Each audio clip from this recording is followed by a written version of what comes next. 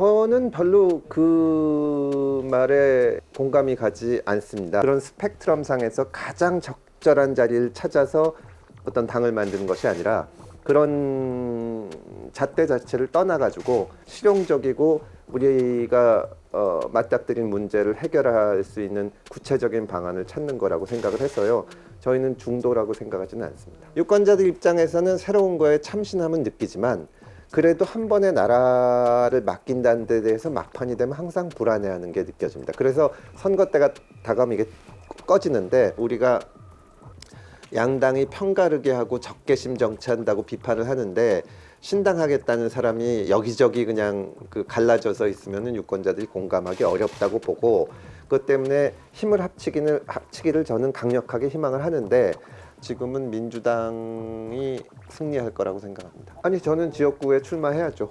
상징적이고 저 어려운 데를 나가야 되지 않나 그렇게 생각을 합니다. 뭐 다 어렵지만 제가 청년들을 대변할 수는 없지만 민주당이나 국민의힘의 구체적인 정책보다는 행태를 봅니다. 말하자면 조국 사태 때 조국 옆에서 있었던 김남국, 김용민 이런 분들을 대표 주자로 내세운 거죠. 조국 어떻게 생각하세요? 했더니 진짜 분위기가 싸늘한 거예요. 공감 능력이 전혀 없죠. 저는 후보자가 진심으로 또 변명 없이 젊은 세대에게 사과해야 한다고 생각을 합니다. 그런 작업이 먼저 필요하고 그 다음에 그 정책이 따라가야 한다고 생각합니다.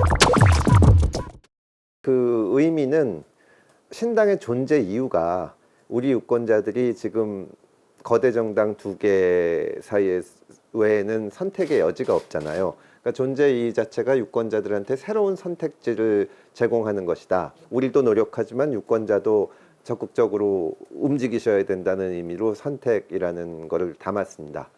새로운이라는 거는 열려 있잖아요. 거기다가 내용을 넣자는 의견들도 많았습니다. 자유나 평등이나 무슨 여러 가지가 있었는데 저희가 사실은 가장 넣고 싶었던 의미는 공화거든요. 공화. 예, 이게 다 함께 잘 되는 것, 행복하게 사는 것. 이 공화라는 개념을 넣고 싶었는데 그게 마땅치가 않고 사람들이 모여서 그 의미를 채워나가는 오픈된 이름이 낫겠다. 그런 판단을 해서 새로운 선택이라고 했고요.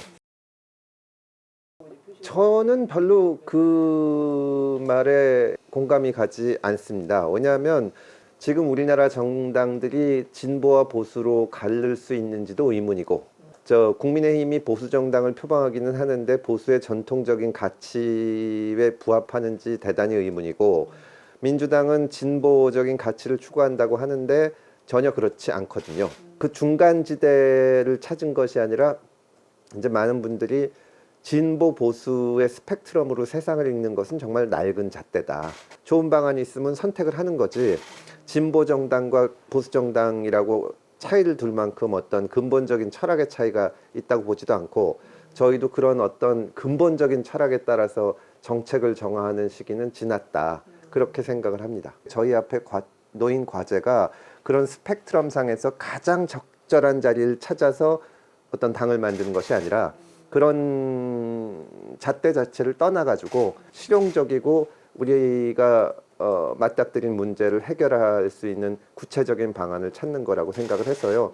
저희는 중도라고 생각하지는 않습니다. 아마 발기인 대회나 이때쯤 해서 아주 대표적으로 추진하는 정책을 발표를 할 겁니다. 공화. 일단 정치적으로는 우리 사회가 너무 극단으로 갈려서 서로 적개심을 키우고 있기 때문에 사회를 통합하는 쪽으로 가려는 그런 정책, 사회적으로는 그런 정책이 필요하다고 생각하고 경제적으로는 힘든 분들을 돕는 정책이 필요하다고 생각을 합니다. 지난 대선에서 보인 특이한 현상 중에 하나가 예를 들어서 10년쯤 전인 2012년에 보수에서는 박근혜 후보가 나왔고 진보라고 할 수 있는 쪽에서는 문재인 후보가 나와서 양 진영이 진검승부를 벌였는데 그때는 사람들이 밖에 나가면 자기 후보 얘기를 했습니다. 문재인 훌륭하다. 또 뭐 박근혜 지지하시는 분들은 박근혜가 진짜 보수다. 근데 이번에 2022년에 10년 만에 열린 선거에서는 이재명 후보를 지지하시는 분들이 밖에 나가서 이재명 얘기를 안 했습니다.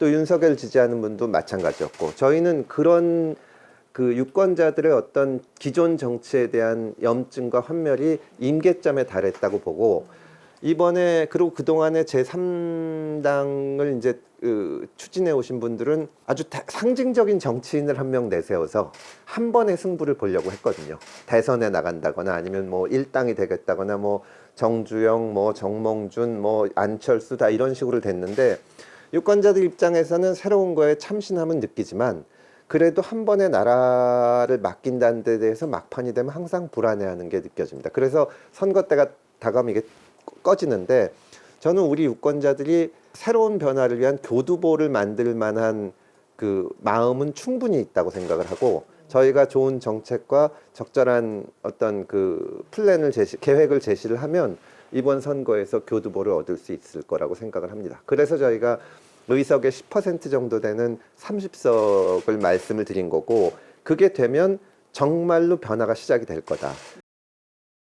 이제 양양자 의원을 비롯해가지고 몇 분들이 하시는 지금의 한국 정치의 구조를 깨겠다는 데 대해서는 저는 깊이 공감하고 비슷한 고민을 한다고 생각을 합니다. 또 현실적으로 봤을 때 우리가 양당이 편가르게 하고 적개심 정치한다고 비판을 하는데 신당하겠다는 사람이 여기저기 그냥 그 갈라져서 있으면은 유권자들이 공감하기 어렵다고 보고 그것 때문에 힘을 합치기를 저는 강력하게 희망을 하는데 다만 이제 그 지금 창당을 하시는 분들이 각자 처해 있는 상황과 입장에 따라서 그 결단과 고민의 과정이 필요하다고 생각을 합니다. 인위적인 접근은 별로 안 좋다고 봅니다. 저는 나중에 가면은 다 힘을 합칠 기회가 온다고 생각을 하고 사실 뭐 양양자 의원님 같은 경우는 개인적으로도 아주 친하고 좋은 관계인데 어쨌든 지금 창당 작업을 하고 계시는데 제가 이래라 저래라 뭐 말씀드리는 것보다는 하시는 거를 그냥 이제 존중하고 응원하는 게 맞지 않나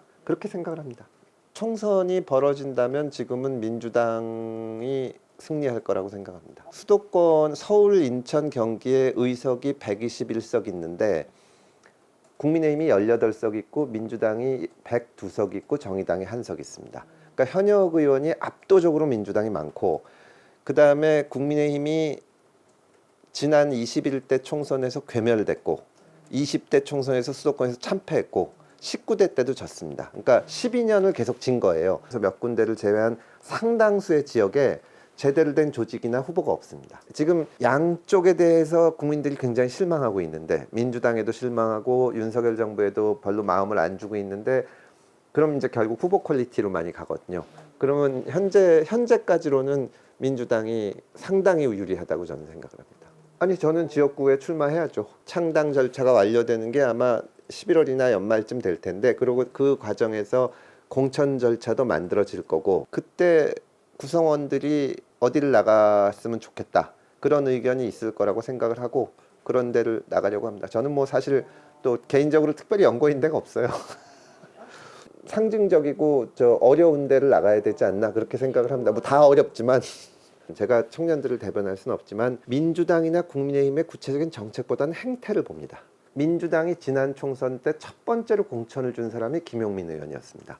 그러니까 형식적으로는 이낙연인데 이낙연은 선대위원장이고 근데 말하자면 조국 사태 때 조국 옆에서 있었던 김남국, 김용민 이런 분들을 대표 주자로 내세운 거죠. 조국 장관 청문회를 하기 전날 그때 이제 소위 말하는 말진이라 그러는 이제 새내기 기자분들하고 점심을 먹었는데 조국 어떻게 생각하세요? 했더니 진짜 분위기가 싸늘한 거예요.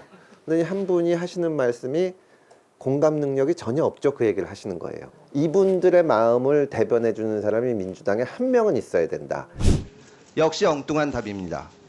후보자는 학벌이나 출신과 달리 진보적인 삶을 살아왔다는 이유로 비판받는 것이 아닙니다.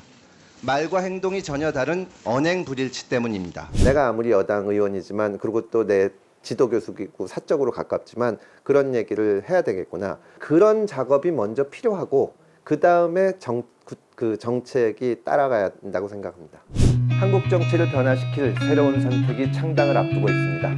유권자 여러분의 적극적인 지지 그리고 응원 부탁드립니다. 열심히 하겠습니다.